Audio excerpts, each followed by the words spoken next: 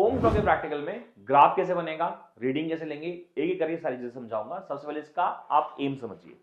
देखो बेटा, इसका जो एम है, ये आपका एम आपको दिख रहा होगा। The aim of this practical is to draw a I V graph. आपको एक ग्राफ पेपर पे ग्राफ बनाना है करंट और वोल्टेज का। उस ग्राफ की आप स्लोप निकालोगे और उसके बाद आप रेजिस्टेंस ऑफ अ वायर निकालोगे। एपरेटस क्या चाहिए मैं आपको देख करके दिखाता हूं। सबसे पहले मुझे एक वोल्टमीटर चाहिए। आप जरा ध्यान से देख के बताइए बेटा, यहाँ पे जीरो पे है कि नहीं। ऑफ कोर्स जीरो पे है। उसके अलावा हमें एक ऐसा ही एमीटर चाहिए जो जीरो पे हो। रेंज कुछ भी ले सकते हो, बट हाँ एमीटर लेना है, मिलीमीटर नहीं लेना है।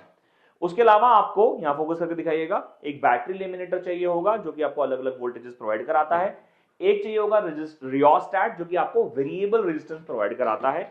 एक चाहिए होगी की, एंड सबसे इंपॉर्टेंट आपको एक वायर चाहिए होगी जिसकी आपको रेजिस्टेंस निकालनी है। ये जो वायर है आपके लैब में जो भी आपको दी जाएगी, चाहे वो नाइक्रोम होगी, मैग्नेन होगी, या फिर कांस्टेंट या कोई भी आपको वायर दी जाएगी, उसकी आपको रेजिस्टेंस निकालनी है। तो चलिए मैं आपको दिखाता हूं एक करके कि इसका सर्किट डायग्राम कैसे बनेगा और इसकी रीडिंग कैसे लेंगे। तो अब मैं आपको सर्किट जोड़ना सिखाता हूं। सबसे पहले आप इस डायग्राम को देखिए इधर आके। सर्किट डायग्राम के अकॉर्डिंगली ये जो बैटरी लेमिनेटर का पॉजिटिव टर्मिनल है वो वोल्ट मीटर के पॉजिटिव टर्मिनल से कनेक्ट होगा।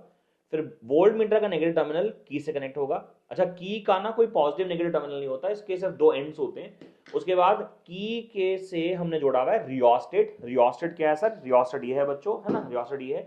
फिर रियोस्टेट के एक एंड से आपने एमीटर का पॉजिटिव, एमीटर का पॉजिटिव कौन सा होगा? एमीटर का पॉजिटिव ये होगा, एमीटर का नेगेटिव ये होगा, एंड देन बैटरी एमिटर के नेगेटिव से जोड़ देंगे।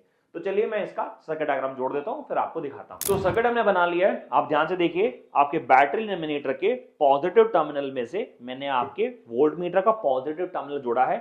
वोल्ट मीटर के नेगेटिव को हमने की से जोड़ दिया है। और ध्यान रखना, जो रेजिस्टेंस हमें निकालनी है जिस वायर की, उसको हमने वोल्ट मीटर के पैरेलल में लगाया है। की को कनेक्ट किया है हमने रियोस्टेट से। रियोस्टेट का एक टर्मिनल ये है बच्चों और एक टर्मिनल ये है, दोनों यहां और यहां जोड़ने हैं। ये स्लाइड को जो है बिल्कुल जीरो पे रखना ताकि कम से कम रेजिस्टेंस ऑफर करे। यहां से रियोस्टेट के एक टर्मिनल को हमने एमीटर के पॉजिटिव टर्मिनल में से जोड़ दिया और एमीटर का नेगेटिव टर्मिनल आप देखो बैटरी के नेगेटिव टर्मिनल में जाके जुड़ गया है। अब हमें क्या करना है, हमें से रीडिंग लेनी है। रीडिंग से पहले ध्यान रखना, जो रियोस्टेट है उसकी रेजिस्टेंस को कम रखना मिनिमम, और धीरे धीरे अलग अलग ऑब्जर्वेशंस के लिए आप इसको स्लाइड वायर को आगे करते रहना। मैं आपको दिखाता हूं, जैसे ही मैं इसको ऑन करता हूं और की को यहां लगाता हूं तो आप देखो यहां पे वोल्ट मीटर में भी डेविएशन आई है और एमीटर में डेविएशन आई है।